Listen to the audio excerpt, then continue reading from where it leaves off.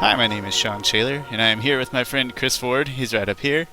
And Chris, ever since I moved away, our friendship has been crumbling into pieces. It's been That is broken, a true. broken mess of a friendship.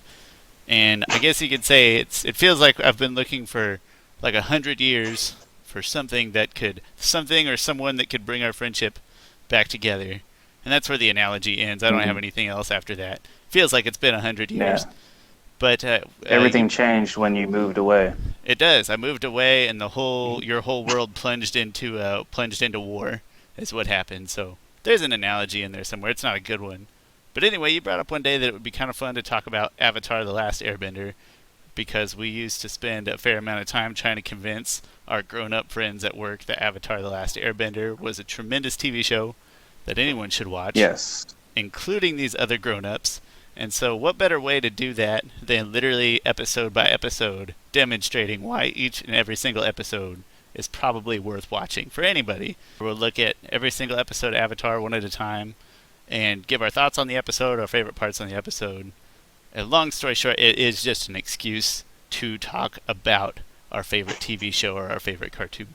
All right, so I thought here we could start off with you giving a synopsis of the episode, just real quick, because we're going to go through it scene by scene later. But if you could introduce with a short summary. All right. This is the pilot to the show, Avatar: Last Airbender, and essentially, the brother and sister, Katara and Sokka, go swimming. No, they don't go swimming. They go fishing, and they find Aang. And they have no idea who the heck Aang is. He's just some crazy kid who first thing he wants to do is go penguin sledding. Um, and then we meet our antagonist, Zuko, who we just know he has to find this thing that we're not even sure what it is. And you come to find out that Aang is the Avatar, which is the only person. Actually, at this point in the show, we know that the whole world is at war, um, but Zuko is looking for Aang because that's the only thing that can. That's the only thing that he's looking for, essentially. That can bring his honor back. So yeah, that's pretty much the first episode, first couple episodes. And then, yeah, we're going to roll right Is into the second episode with this, too, because when they originally aired, they did air on the same day. So we're going to go ahead and roll with the first two episodes today just to try to recreate the experience that viewers had when they first saw it. You have any additional commentary on the second Yeah, episode?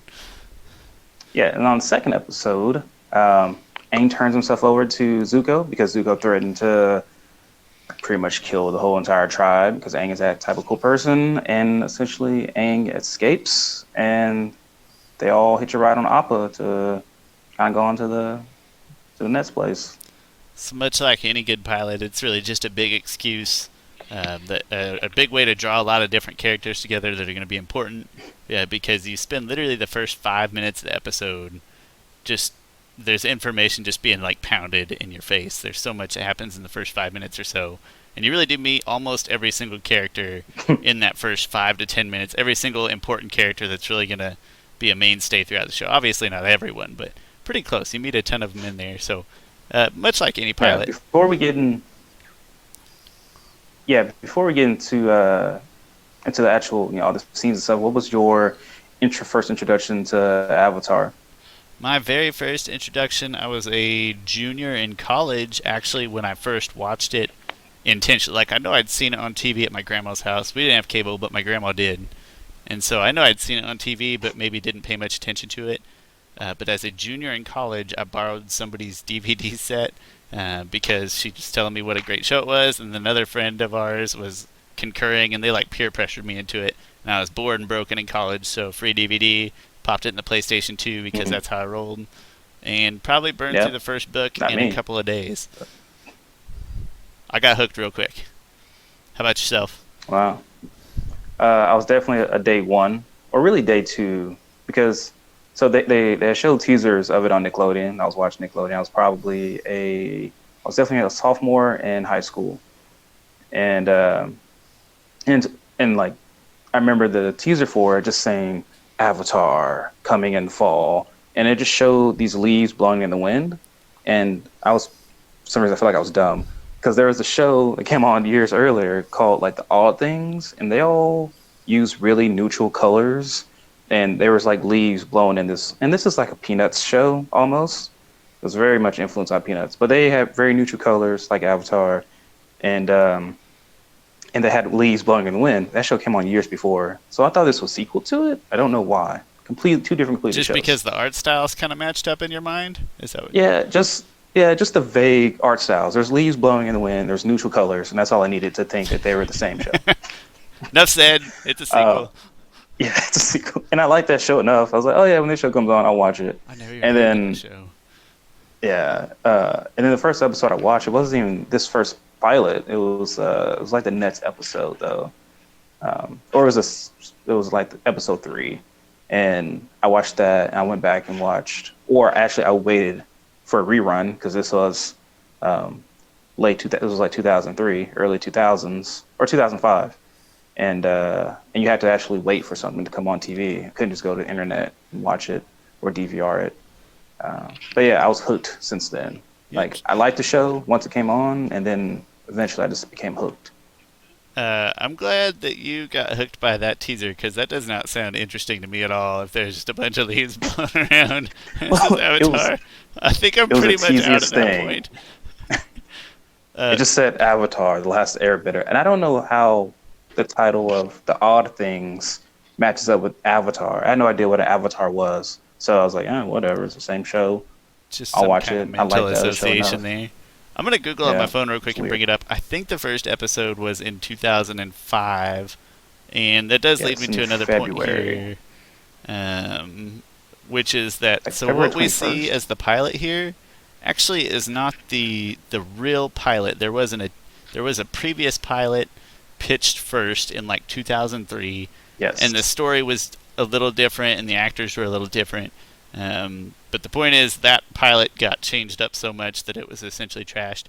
I think it's included on DVD sets. So like I have the complete edition just on DVD, and I think you can watch the original pilot in that DVD set and the extra features somewhere. So at some point maybe we ought to look at that just for fun, watch that and do an episode. Yep. That might be kind of fun.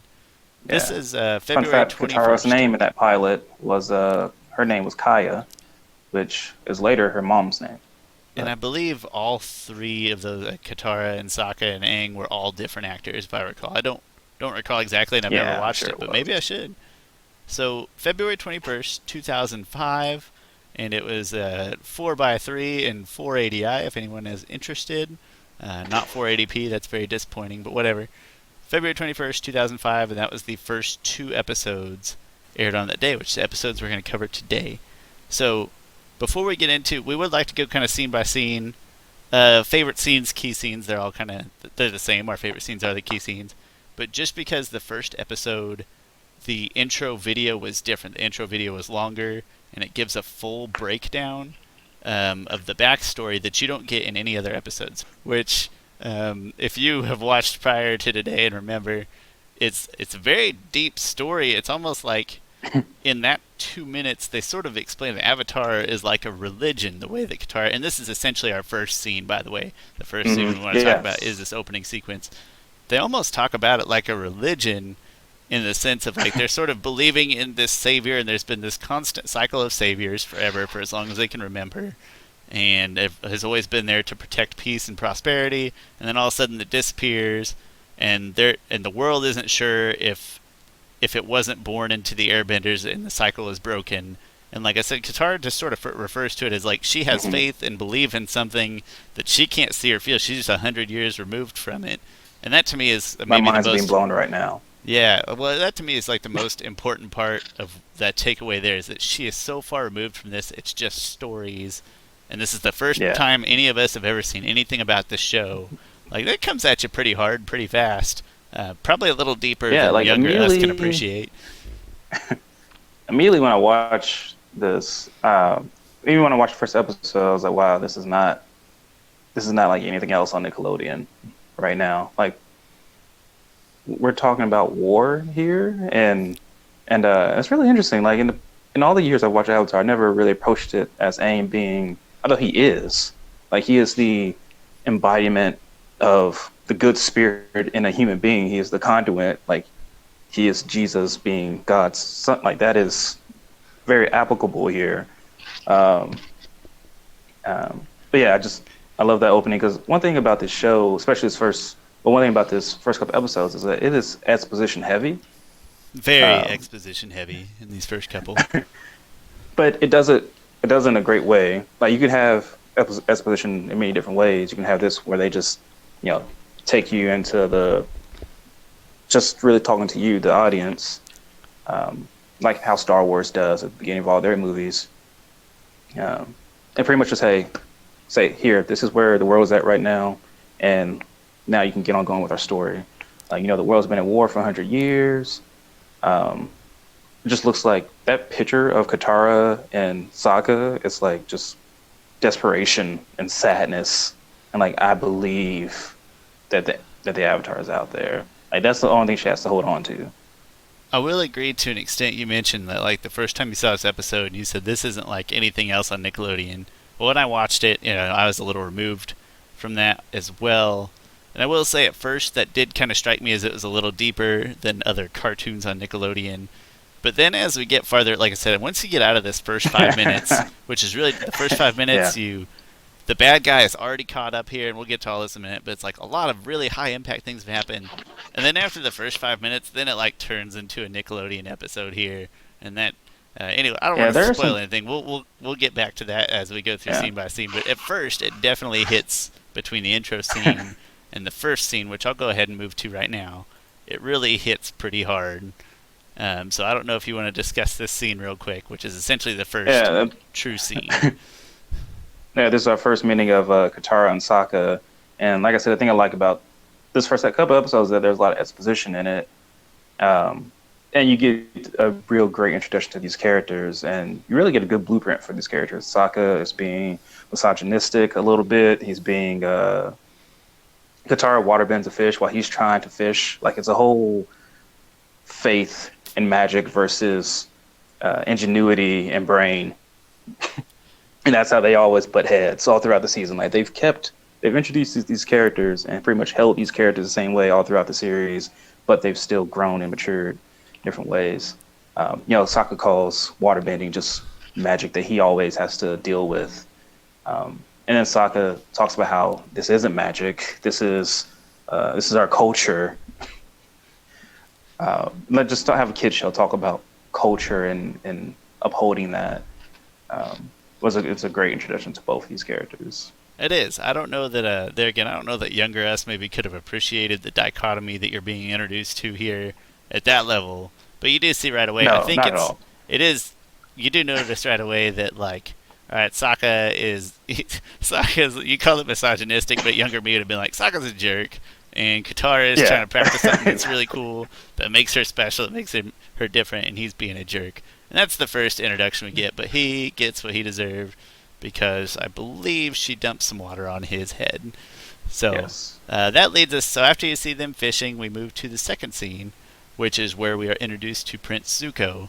And speaking of dichotomy, there's a lot more of it here, because you get Zuko spots this light in the distance, which is essentially when Hmm. Katara and Sokka have bumped into this giant block of ice, and that signals Prince Zuko. So we meet Prince Zuko and his uncle on the ship, and right away you get the same kind of dichotomy and disagreement between them and the type of personalities they are. Yes. Yeah. I'll And let they've held on to these too. I mean, even through season 3, Zuko's still mad. But the thing I love about the scene here is this is Zuko's first, this is his first ray of light, at a literal ray of light at the life he wants. Like not only does the Avatar represent hope in a good way for people like Katara, but represents hope for Zuko, and we'll learn later why that's the case.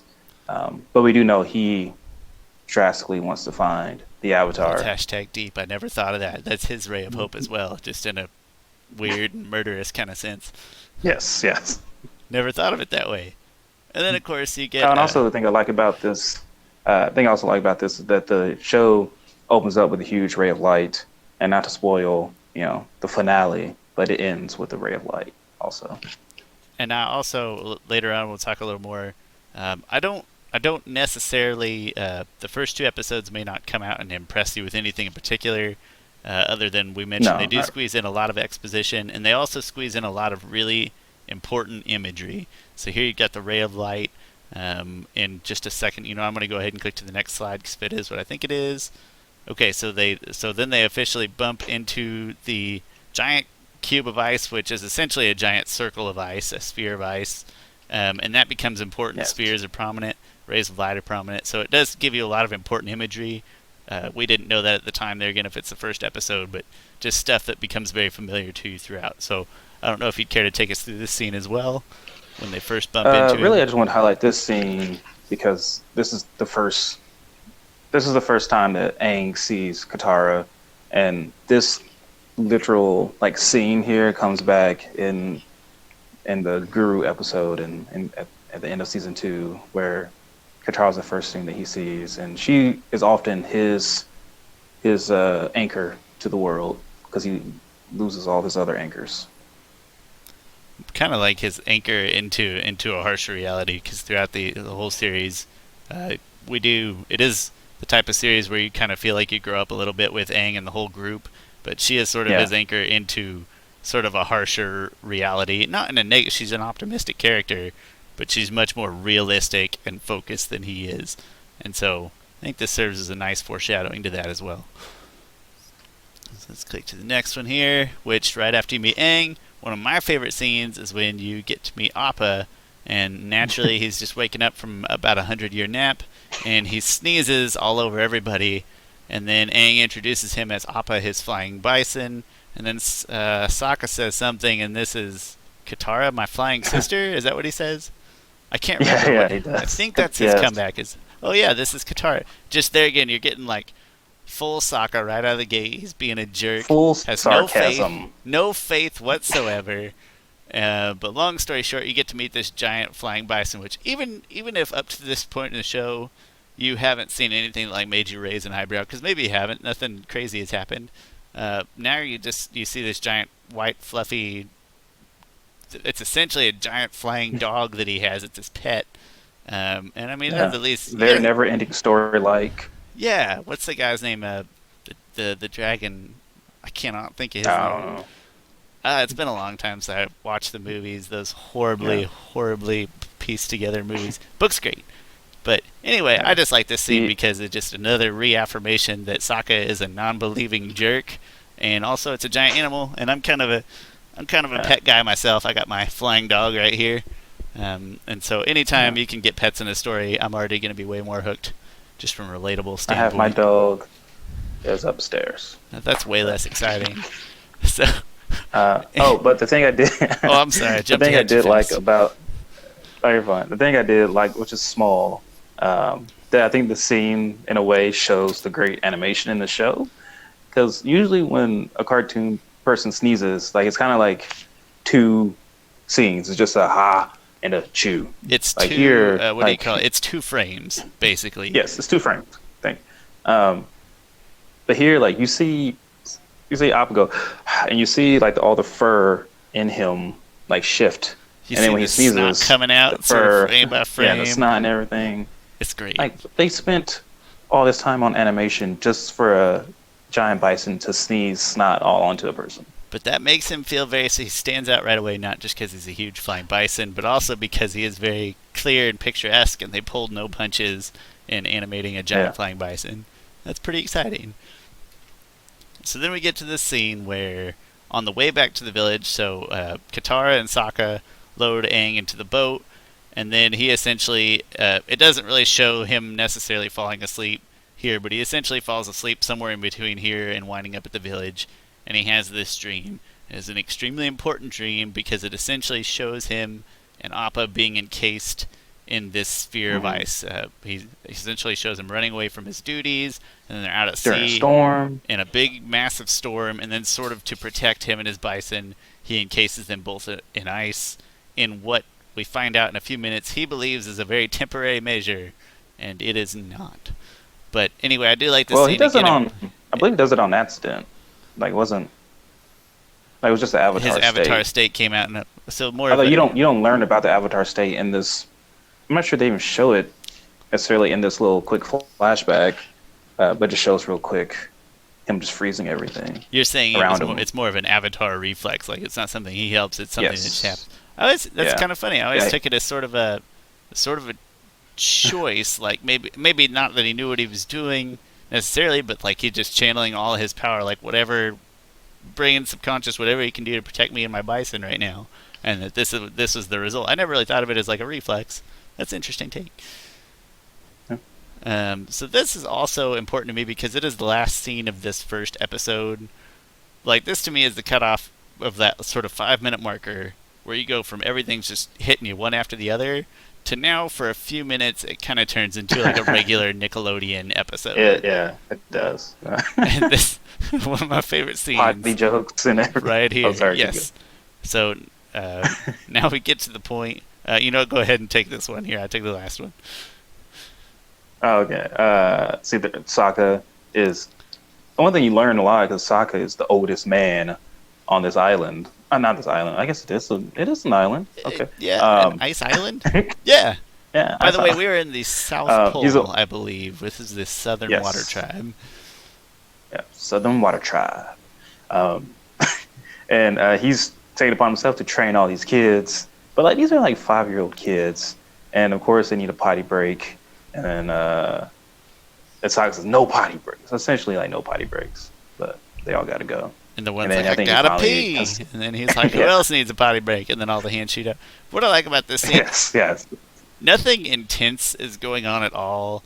Like I believe that Aang and Katara are already out messing around with the penguins off to the side. Like we don't see them, but they're somewhere else. There's nothing else serious going on. But there again, it's just a little more introduction to Sokka as like he's at full intense training mode right now. Even when nothing else has happened, they're not preparing for anything whatsoever.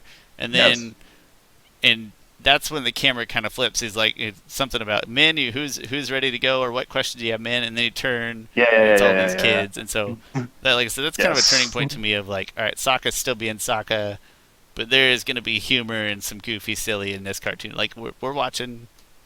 You remember you're watching a show for younger people at this point, but it's good. It's good, clean, fun bathroom humor. Always room for that. I'll never outgrow bathroom humor. All right, so then the next scene here is very important because Katara and Aang, they're penguin sledding, and essentially at the end of a long penguin sled race, they wind up by this ship encased in ice. And again, very important imagery. This Fire Nation ship is something that you're going to see over and over and over again. And even the sun behind it there, the sun and the moon play extremely prominent roles in the story. So you don't know any of this yet, but it just it's digging into your subconscious with very important imagery right away. So at the end of their their penguin sledding tunnel, crazy long tunnel race that they're having together, and they wind up by this ship where essentially Aang asks Katara what it is, and Katara explains. Yeah. No, I mean this ship is just a clear. One thing I love about this is just a clear reminder that they're at war, and that they like. At any point in time, the Fire Nation can come and can come and just go back to war at them, which is why Sokka is so freaking hell bent on training people, and he's so serious about it. This is also probably the first time where we get introduced to the idea that maybe Aang has been frozen. Like maybe Aang doesn't realize how long he's been frozen and how long he's been gone. Like this is where some of that stuff starts to catch him by surprise, and Katara's starting to put all the pieces together. Yeah. So then, go ahead. Yeah. Then they go in the ship, even though Katara's not supposed to. No one's supposed to go in that ship. And for some reason, I like the writing in this scene when they go back to the village, because they trip a booby trap, and the flare goes out. I do remember.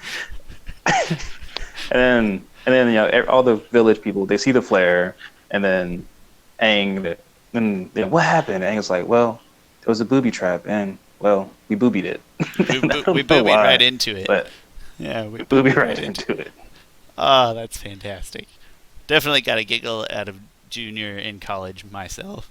So it sends off this flare, and they're heading back to the village, and they know, and we all know that it is signal. It's given Zuko another signal. It's going to lead him right to the island. And so they all become infuriated, and essentially Sokka outcasts Aang, tells him he's calling him a Fire Nation spy, and again we just kind of flip from goofy to serious in an instant, and Sokka goes off and tells Aang he's banished from the village at this point, which there again I suppose from his perspective not a bad thing. Sokka really did not like Aang in the first episode, which they called back to Dang non-believer. Yeah. They called back to in a couple of episodes in season 3 that Sokka did not like Aang, but then he grew to love him as a brother. It takes a few episodes before we get to that point, but in between this scene, then in the next scene, we see Aang essentially sitting on an iceberg watching, and he sees the Fire Nation ship roll up, rolls right up to the tribe where the tribe is located, and so we kind of get a little bit of that. It's not even a debate, maybe just half a second of hesitation for Aang of what he needs to do. So then he immediately jumps right back on Appa, and they head back towards the village. And this here, the scene showing is where the fire ship is literally approaching. It's about to take down all of Sokka's hard work. He's built up this tremendous wall, this great defense. Yes. Yeah. Well, the Fire Nation ship's a lot bigger than he is. There again, just like this image of just the size and immense sort of overpowering nature of the entire Fire Nation versus Sokka, feeling like he's the last guy left in his tribe that can really put up a fight. Yeah, and then Sokka actually gets into war paint, which we never see again. I think maybe they just dropped that. No kidding? No. It's kind of he never gets into the war paint again. At one point, he does have a wolf's I do helmet recall that later on, yeah. Not in this episode, later on. Yeah, which that looks great, too. I like that. And it seems like it has some functional purpose. Never get the war paint. Interesting. Yeah. Okay, I'll let you take this one. There's Sokka for the record. Yeah. So Sokka, of course, comes in and he attacks Zuko, come off the ship, and Zuko just disposes of him quickly with just a kick. And it's not even fire, it just is a straight up kick. Yeah. That's how disrespectful it is. No fire bending, just a kick. Sokka tries. And then Sokka then continues to fight against Zuko. There's one scene where he does throw his boomerang. I believe for the first time we see his boomerang. Really close right after throws this, it. Yeah. He misses some. And then the thing is, they still have another little scene together where Zuko gets the better of Sokka, and then the boomerang comes back around and hits Zuko in the head. There's an awkward second of silence in there where they're just staring at each other, and then it comes back and it hits Zuko right in the head. What I like about this scene is that it's the first time. So all to this point, we've just seen Sokka being a jerk, but we don't really know much else. But this scene kind of backs up that it's not like a bully jerk. There's no coward in there. He runs right up, tries to confront the ship, and he takes a beating. And even after he takes his first disrespectful beating, he hops right back up. So this whole time when you see misogynistic Sokka, maybe at least me, and I'm calling back memories from a long time ago, but there's at least a sense of, he's just going to be a dumb older brother. He's going to be a hindrance the whole time. He's going to be the character that we laugh at with the characters we actually like, instead of laughing with. He's just there because they needed another character. But no, we actually see here he gives it a best effort. It's totally brave. For all he knows, he could die, and he runs up there anyway. So this is pretty important just to getting to know Sokka as an important character. Yeah, I'm really glad they didn't go down some route where he becomes a coward, like you said. That would have just completely kind of ruined the character, and it just would have completely contradicted everything that happened before. Yeah, it was nice because otherwise he would basically be nothing more than comic relief. But we got a real character in there, and that's pretty important. So Fire Nation ship is there. Aang comes back sliding in on his penguin. I said Appa, it wasn't Appa. He comes back in on the penguin. It's way cooler.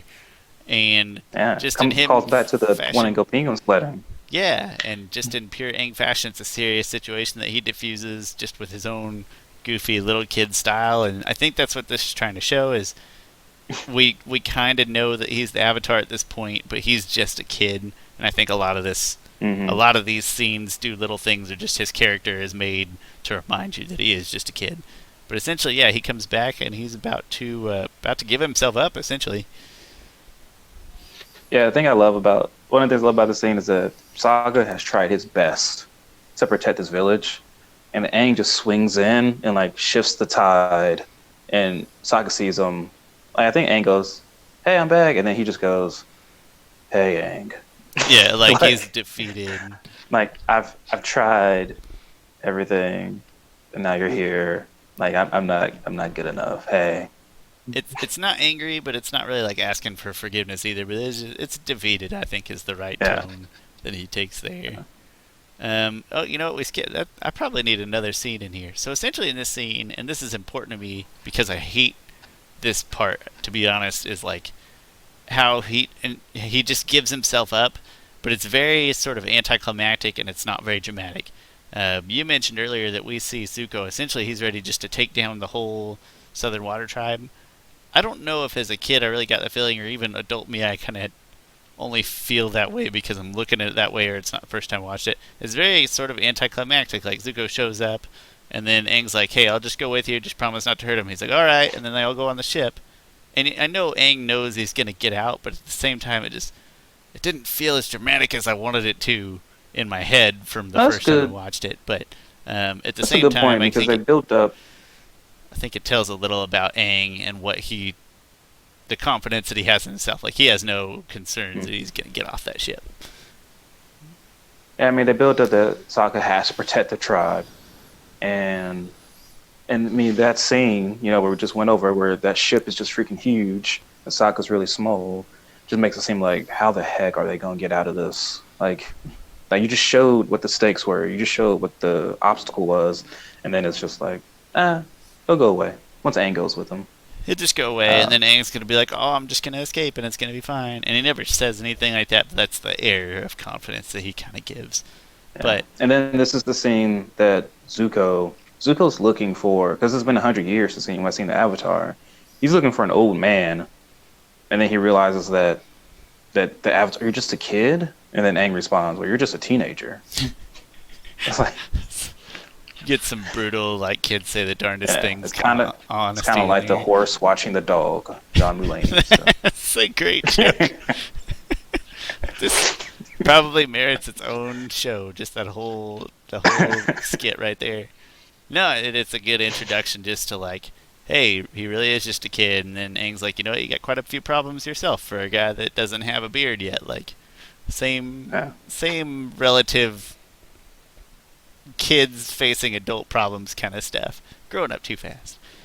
So Aang hops on the ship. They start sailing away, and then it does lead up. That scene is a little disappointing, but it does lead up to a very touching ending, which is essentially Katara's gonna leave and she's gonna go chase Aang, and then Sokka comes up behind her and she assumes that he is gonna stop her, and he just goes along with it. He's like, "No, you're right. We got to get this. We got to get him back. He's our only chance at stopping the war against the Fire Nation in general." He kind of gives that air, and then after that, you get another touching moment. So it's kind of the same thing. So now they're on the same team, and then Grand comes up behind him, and then kind of does the same thing. Like instead of stopping him, she's like, "Here, you'll need these," and she gives him sleeping bags and packages. I assume there's food and goodies in there. But that same sort of recurring, we all were on different sides at first, but now we all realize that, hey, this kid's very important. We got to go save him. So everybody ends on a very happy note all together.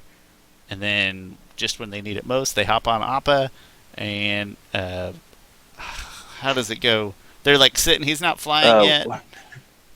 Yeah, they're just sitting in the water, and Tara's really trying to get Appa to get up. Like, come on, let's go save Aang. And then Sokka is being like detached from it all. He's like, what did that kid say? Yeehaw, giddy up, yip, yip. And of course, then Appa goes flying.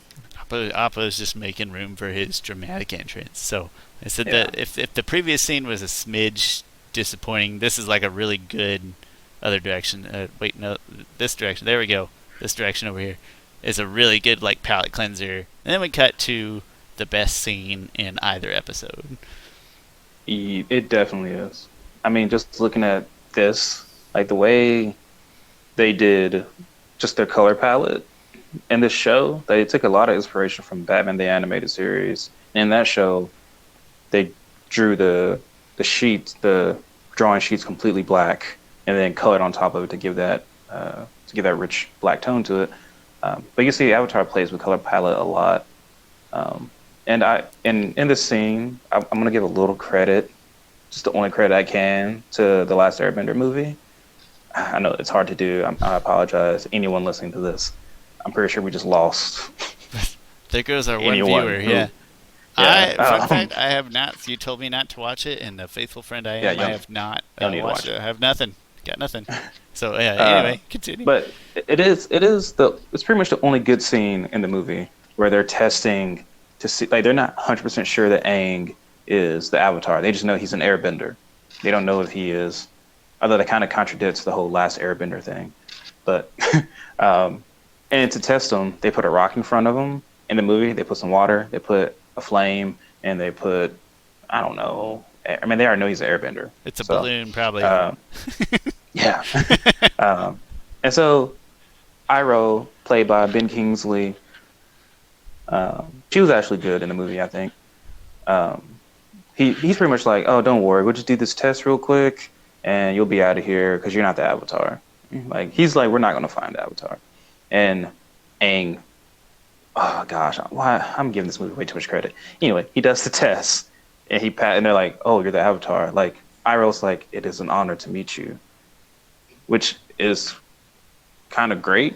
Like, I love that moment in the movie. That's a pretty good I don't think- capture of Iroh as a character in the TV show too, I think. Yeah. Yeah, so that was a good moment. They didn't do any type of testing here. They just went with, yeah, we know you're the Avatar. Like, it has to be you because you're the last Airbender. We know the Avatar has to be an Airbender because that's what the net cycle was. So, So in this, oh yeah, and then this fight. So Aang, oh yeah, before this, Aang is in handcuffs or tied in rope. He easily escapes from the guards. there's two and guards then with him. he's looking There's for one his in front, one staff. behind. Yeah. And then he just sneezes, which shows how freaking powerful he is. The first time we really incapacitates see, them. the first time we really see his Airbender come out with any sort of force, I guess. Yeah, definitely. It's a full display of airbending because he takes them all out. Then he does an air scooter and pretty much does a circle around in a hallway to get past them. And then we get to this fight, which is it's a great freaking fight. Like, one thing you also get to see that they actually use real martial arts. Airbending uses Bagua style, which is all about circular motion, and you can see that when Aang fights. Like, he's often just trying to circle around Zuko and get him at the back because it's a very evasive fighting maneuver. And then the way Aang knocks Zuko out is he airbends the bed, and then he airbends it backs up. It's just, you could just tell how creative he is with his bending. And then you mentioned color palette wise, all we've had to this point is very soft blues and whites and Yes. Antarctic things, so to speak, and it hasn't been very exciting. So it's not that this scene, or like this screenshot over here, it's not that it's particularly detailed or anything, but it's such a stark contrast to everything that we've had to this point in time that it was almost a shock to my eyes when I was paying really close attention to it. It just turns a corner very quickly. So Yeah, it's funny, the creators, because I listened to a bunch of commentary, it was like, gosh, yeah, season 1 was just a lot of blues. Like, when we got into season 2, we wanted to just do something different. So many blues in season 1. So essentially this fight, it's kind of divided into two pieces. First, it's sort of an escape. He sort of escapes, and then he finds a staff, and then we kind of get out to the top of the ship, and that's where a fight actually happens. So him and Zuko engage in this tremendous, like you already mentioned, there's a lot of very real feeling, exciting martial arts happening. Lots of exciting firebending right out of the gate. You also already see Aang as being more of a defensive, like he's not gonna take the offensive in most cases. He's gonna use your own forces against you as much as he can, or just evade and avoid as much as possible. And like, but it's outside on the ship where the fight really takes place, and then you reach this scene here, which I will let you explain if you'd care to. Yeah, so Zuko knocks Aang off the ship. It's like Aang's about to drown. Oh, and Sokka and Katara has caught up to Aang at this moment. Katara is screaming out, Aang, Aang, and then I think that's the only thing he kind of hears. And then his eyes glow. This is the first time you see Avatar state. He comes out water bending, even though you're like, I didn't know he knew how to water bend. How does he do that? You still don't have an answer to it. Really, by this point, you just know it's kind of the Avatar state. Um, yeah, he pretty much takes out everyone. Correct me if I'm wrong, but so this time he goes into the Avatar state. Is it? Man, I hope I'm not getting stuff mixed up again. The first time that he kind of goes, which I think is this time, you don't necessarily see like the high elders from the other nations noticing, but there is an episode later. It's not very far in. It's just a couple of episodes in where he goes into the Avatar state. Maybe it's when he's at the Air Nation. We'll talk about it when we come to it. But just in hindsight, it's disappointing that like he goes in the Avatar state here, and none of these high elders from the other nations notice, but they seem to all the other times when he does. Yeah, yeah. Well, it was a little inconsistent A there little, like everybody at because I this mean, you point would have should thought have been. maybe It's that scene that happens in all that the other statues should have episodes. been glowing and Yeah, that everything. should have happened here. Like I said, I just recall this other episode that we'll get to later, where when he goes in the Avatar state, and I can just picture the Fire Nation guys looking at the statue together, and they look at each other, and they're Hmm. like, "The Avatar has returned," and it's very finite, clear Yeah. cut. Like, hey, Zuko's not crazy; he's out on a real Yes. mission. It's happening. I feel like that should have happened here. I keep pointing in the wrong direction. And we had the Yeah. time to. We Like had it could two have happened. episodes. It should have happened right there. So, minor gripe with that scene, but regardless, it's still Yeah. really cool. You get to see him go in the Avatar state the first time, and it's really quick, but it also is just a glimpse of what he can do. And let's go the right direction. And in this case, that glimpse into what he can do, he essentially tears down like an ice, almost like a plateau of A ice, and he just ridge, a ridge, something. yeah, a Yeah. bluff, a giant bluff, and he just rips it down onto this Fire Nation ship to stop it in its tracks. And so just it's a very quick but a very important glimpse of his power. And then even Suko notes that Iroh says something along the lines of the Fire Nation's greatest threat is just a kid.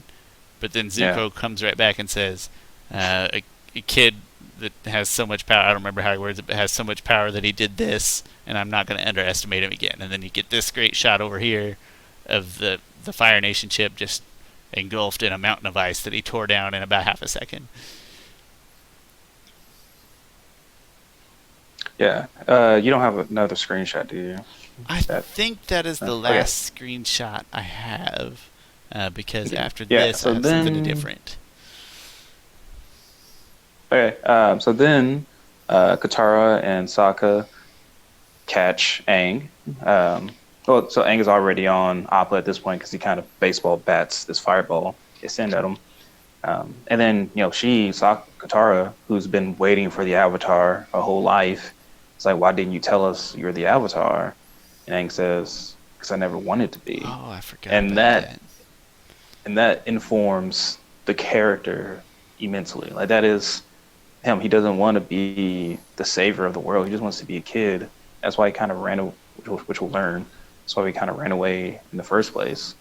There's like, why don't you want to be the Avatar? Like the world needs you. And the thing is, he doesn't even know that the world needs him right now.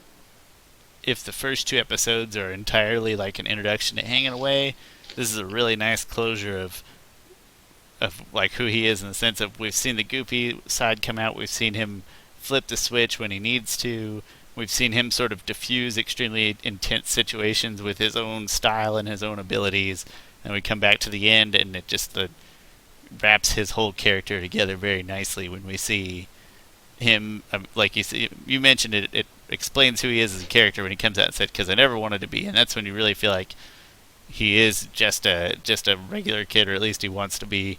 Something happened to him, so it's a nice closure on the two episodes in that sense. Yeah. Which is also why I love Korra so much. Not that because they're so different. Uh, and like the writers of the show are so freaking amazing at informing characters. Because Aang, first episode, you learn he doesn't want to be Avatar. Korra, when she's 5 years old, I'm just gonna skip all the way to this because it will be a year or something before we get to it. If we do one episode every other week, we will be to Korra in about 2 years. Yes, that's the way math works. Korra, first thing she says is that I'm the Avatar. Deal with it. Like that's all she wanted to be was the Avatar. So you have these two characters. You know, the first episode informs them so much. Just freaking great writing. Like they didn't waste many scenes in this pilot. They were, like I said, and I have some points in a minute here where it definitely the episode has a lot of different tones, or the two episodes sort of a big ebb and a big flow, and then another big ebb or whatever. I think I'm mixing those two up, but there's still every scene is very important, and as pilots go, it's very well done as its own standalone two episodes. Individually, if you look at them as separate episodes, I doubt they're really that good, but as a set of two episodes, they're very nice full circle and a great introduction to the characters and to what you're going to get for the rest of the show. So I believe at this point, Chris, I don't know if you know this, but we have sponsors, and so we have to stop and play a commercial. It's an extremely important commercial. Episode 1. I think sponsors right out of the gate. Already got sponsors. So here's our paid for advertising. Prince Zuko and the Fire Nation are invading. Only Aang, the Avatar, can stop them. Appa, yip yip! The enemy is shooting fireballs. Time to take on the Fire Nation. Aang launches into action. Oh! Look out! Zuko is shooting a fire blast. Aang responds with a mighty air blast of his own. It looks like Zuko's plans have been blown away. Air launching Aang and Appa shoots Aang into the air. Other figures and vehicles sold separately. I love that last part where he's like, looks like Zuko's plans have been blown away. Like it's very, very early 2000s. You gotta love those commercials. Go to Toys R Us and get your whatever that thing is called. Too soon. Too soon? Is it? You know what? Soapbox. Toys R Us was not a good store. There was never employees, and their prices were high. There was no reason for that store to exist. They were overpriced. They were overpriced. Soapbox but over. I wouldn't say it's their fault. I mean, I think it was the leverage buyout that really. Now let's get into some business things. Let's talk business in the middle of our Avatar episode. Sorry, it's a big soapbox thing that nobody at work wants to talk with me about. But I am not all that sad to see Toys R Us go. Other than people's good memories, I hate seeing good memories go away. It's not just memories. It's like that was the Toys R Us. It's the Nickelodeon or Cartoon Network of stores. Like it was just for kids. The Cartoon Network of stores. Like adults don't need to go to toys. Huh? The Cartoon Network? I don't know. I think my mom would get mad when I watched Cartoon Network because it's like just some like Ed, and Eddie and some of those really weird goofy shows. But then again, early Nickelodeon. I'm saying the point is that like that store before Babies R Us, because that's for adults. No one cares about that crap. Toys R Us. You have 2 kids. And not 2 kids. They're overpriced. I don't buy stuff from Babies R Us. Whatever, Toys R Us overpriced too. I go to Walmart. I get that cheap Graco branded stuff.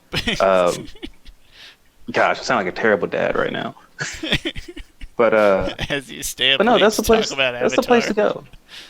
I will say that the nostalgia with Toys R Us, I get it. There's no other way other than a toy store. It doesn't have to be Toys R Us, but a toy store that you would have walked through to find toys like that from that commercial where maybe Walmart has it, maybe it doesn't. But no, at the height of this show's popularity, I can guarantee that there was a strong section of Toys R Us devoted to this show. You could have gone in and you could have built out the world of Avatar from the toys you could find in that store. And you couldn't say that about any other type of store other than a fully fledged toy store, not a mom and pop shop or anything like that.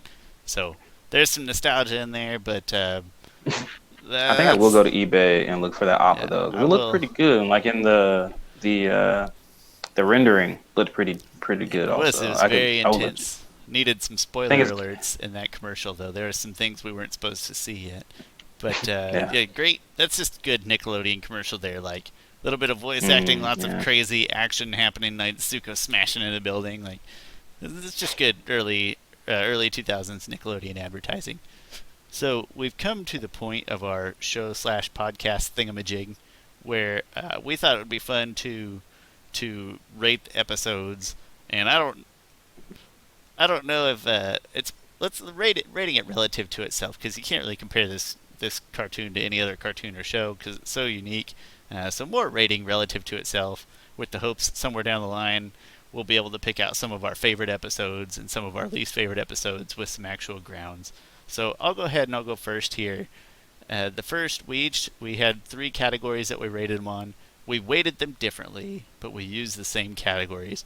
And the first category was audio visual. And so for audio visual, I gave that a 7. And what I all loop into audio visual is just literally everything that you see and you hear. Just the actual tangibles of the show. And so for instance, in episodes 1 and 2, I gave it a 7 because I mentioned before there's tons of whites and blues. It's very dull and very bland a lot. It's not even all that detailed a lot. It is saved by one really good fight scene where everything looks and sounds great.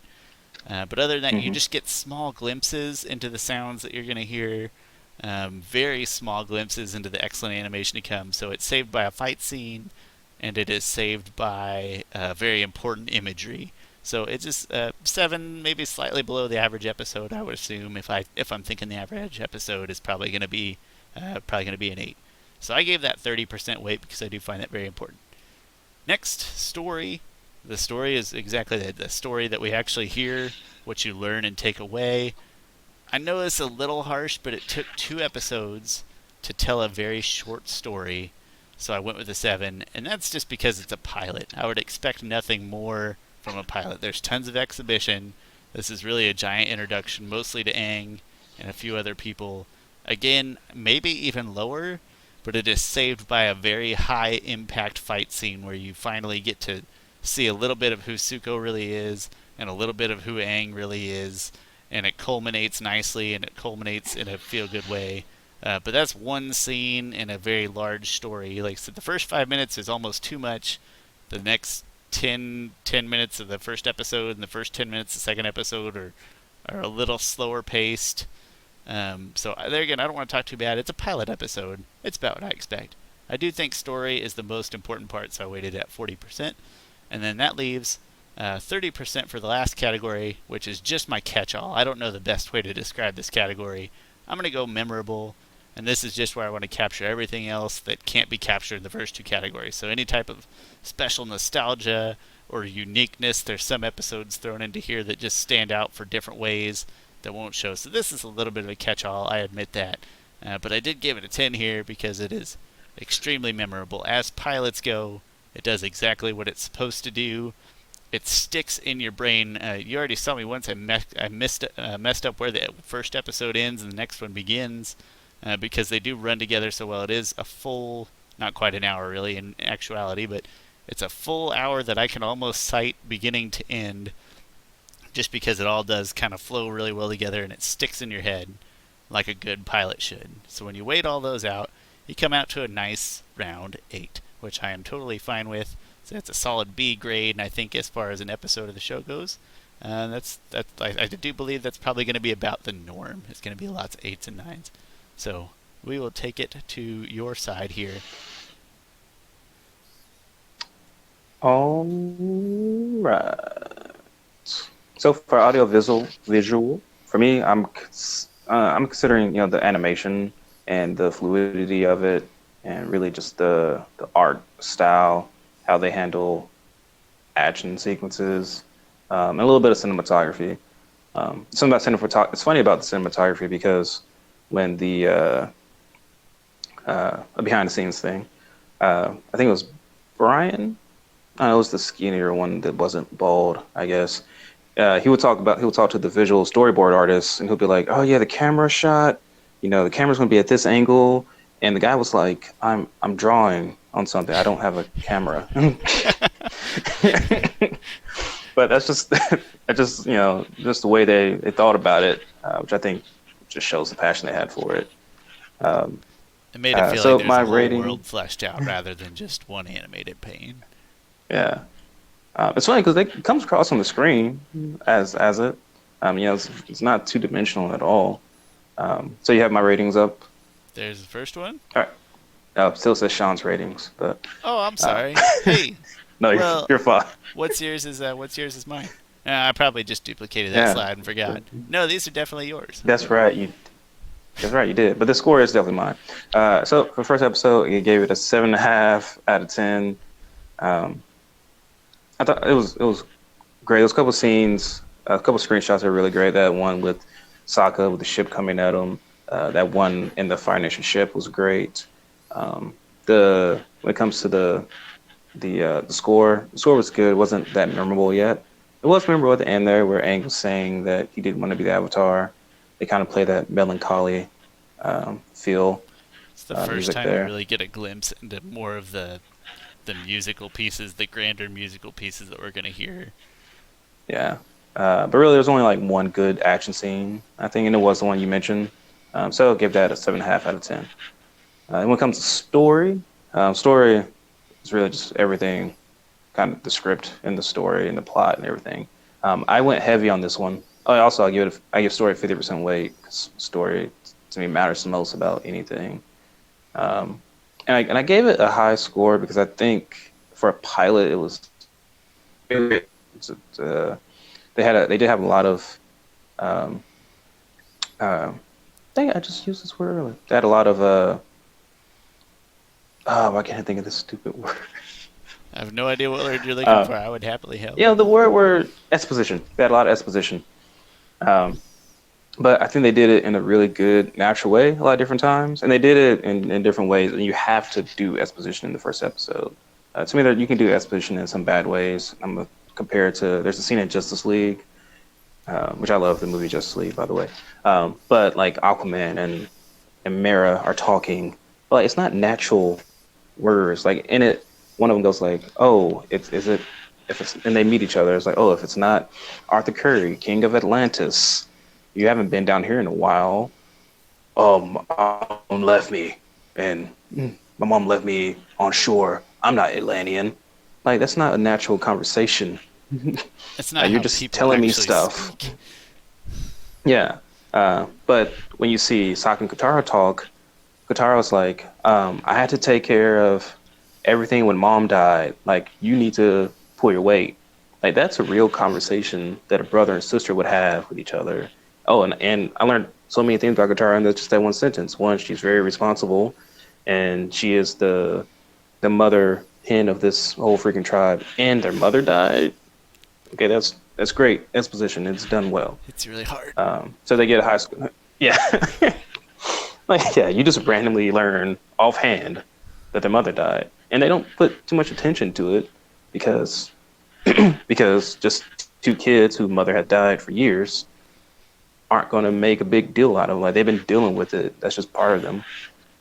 And then we get introduced to the lore of it, just the way they handle all these characters, and just a great introduction to them. So that's why I gave that a 9. Then on to just the memorable one. I think I gave it an 8 out of 10. I did give it an 8 out of 10. It's not an episode that I necessarily love to rewatch all often. I mean, I rewatched it just as much as all the other episodes, but it doesn't have some of my favorite moments in it. Really just memorable because it is the pilot. It does really set up everything. It just really sets up the show. And it just makes starts off with these characters. So it's not as memorable for me. Because there are other episodes where I'm like, oh, I just love this scene where so-and-so finally confronts so-and-so. Like, there's not necessarily a scene that I just love so much in this episode. So I only gave it an 8.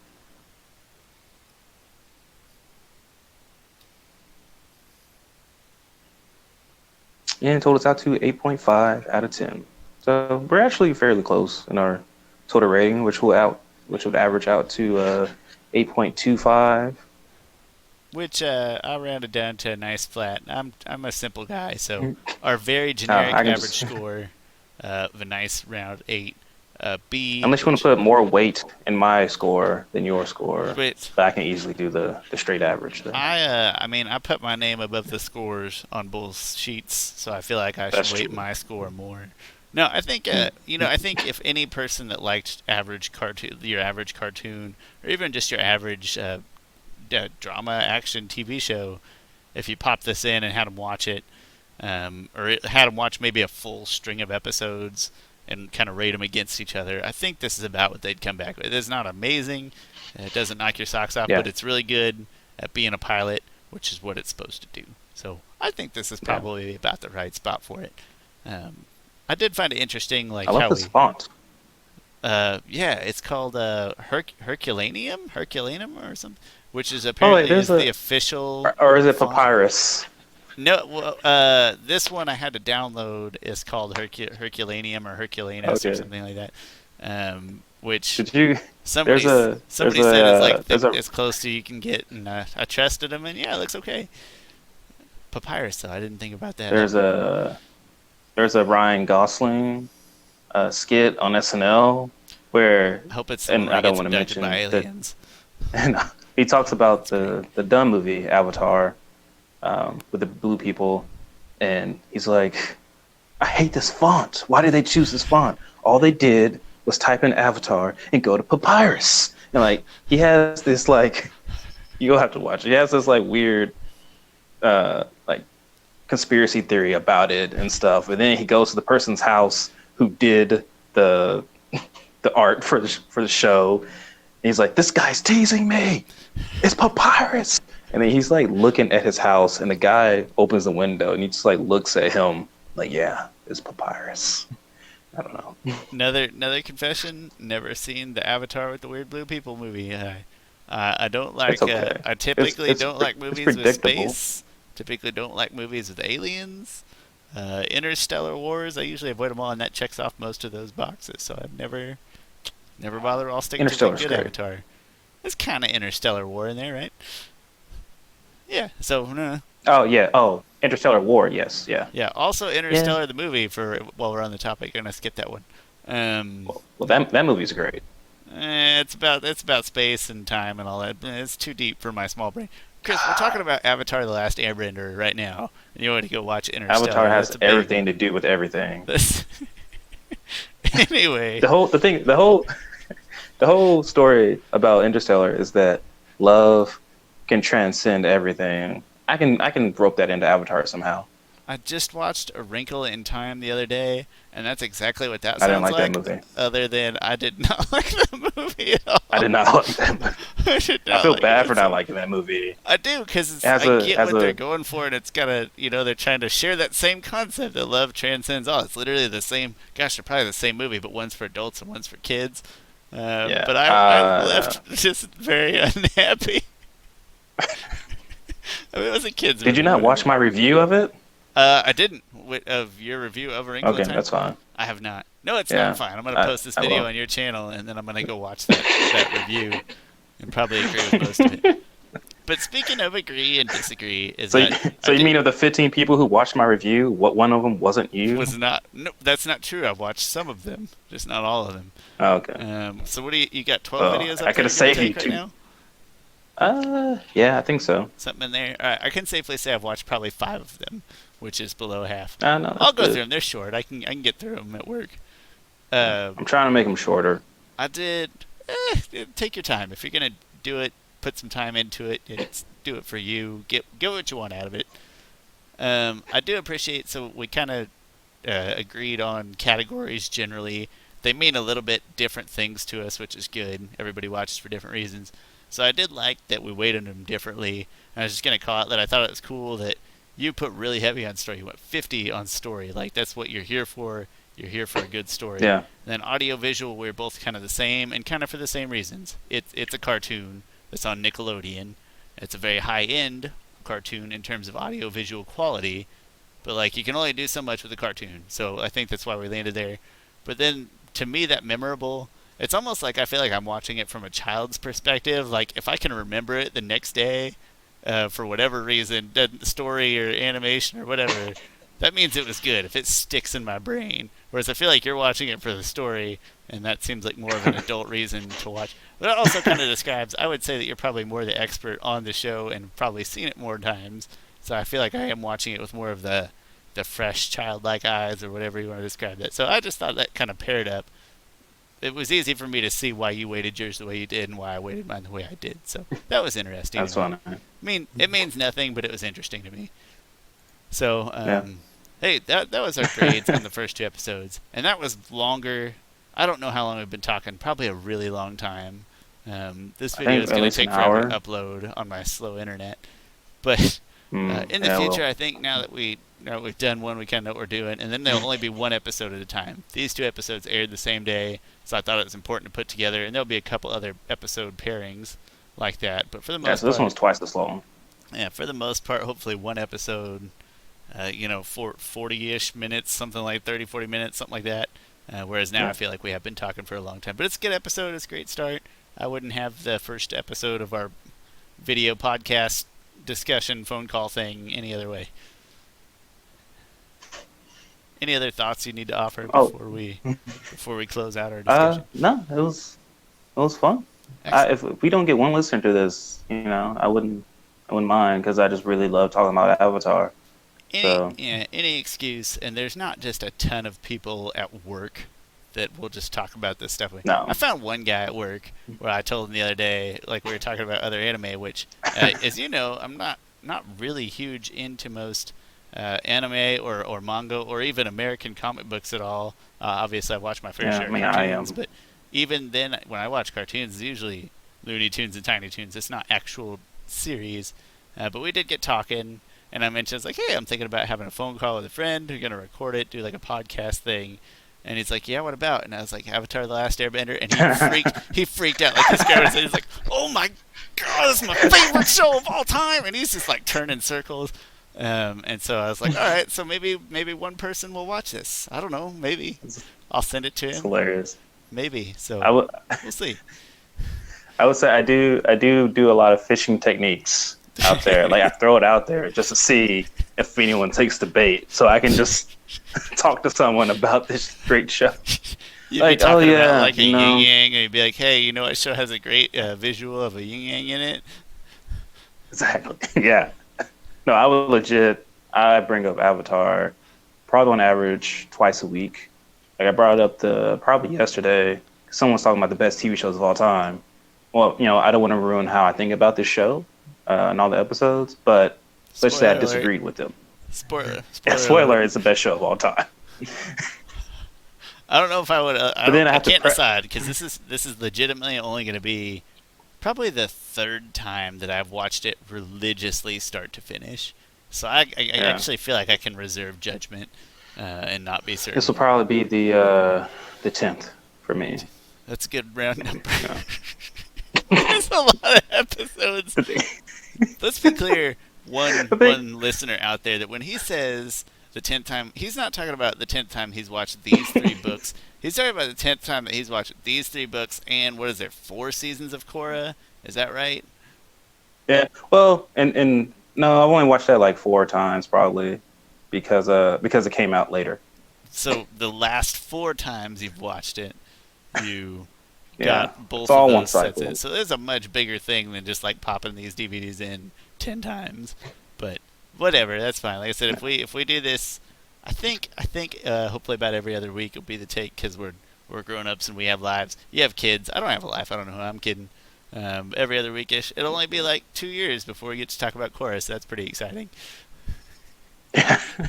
Yeah.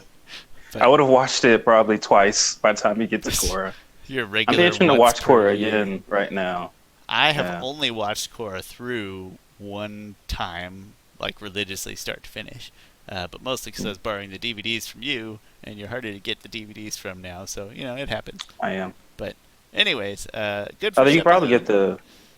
Oh, yeah, probably go for the DVDs cheap when the time comes, but I have 2 years to save enough money to buy those DVDs, so it'll be fine. Just put penny aside. 1 penny a day, yeah. Maybe. Perfect.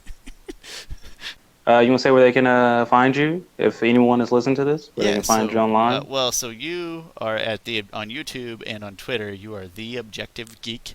The Objective Geek. And as Yes. you mentioned earlier, you've got a few reviews up there. Mostly comic book movies, if I'm not mistaken, but general movies, pretty new and recent, fresh movie reviews, pretty close to as they come out. You're a Yep. movie theater guy. And then I just like wasting time online, so I have a website that mostly does nothing, and that's SeanSchaller.com, which is ShawnSchaller.com. And there's a whole lot of nothing there, other than occasionally my wife and I try to raise some money for the Children's Miracle Network. So that's where you'll also find this in video form, in audio form, and we'll probably try to get the audio form podcast out there somewhere kind of semi-official. So that's what I've got. Thanks a lot, Chris. We will talk again in a couple weeks with the next episode. All right. Thank you. It was fun. It was. We will see you later.